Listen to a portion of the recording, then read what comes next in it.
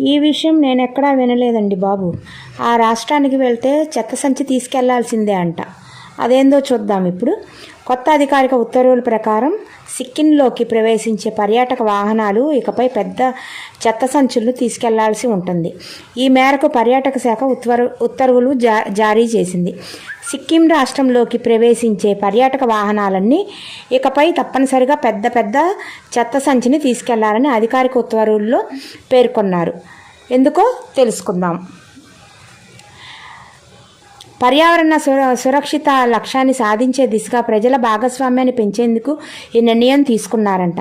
చెత్తలు వ్యర్థాలు వేయడానికి, చెత్త డిస్పోజ్ చేయడానికి తమ వెంట చెత్త బ్యాగ్ ఉంచుకోవాలని చెప్పారు. బాధ్యత టూర్ ఆపరేటర్లు, ట్రావెల్ ఏజెన్సీలు, వాహన డ్రైవర్లదేనని తెలిపింది. ఈ విషయం నేను ఎక్కడా వినలేదు. ఇంకా మీరు ఇట్లాంటి కొత్త విషయాలు తెలుసుకోవాలనుకుంటే తప్పకుండా నా ఛానల్ని లైక్ చేయండి, షేర్ చేయండి, సబ్స్క్రైబ్ చేయండి.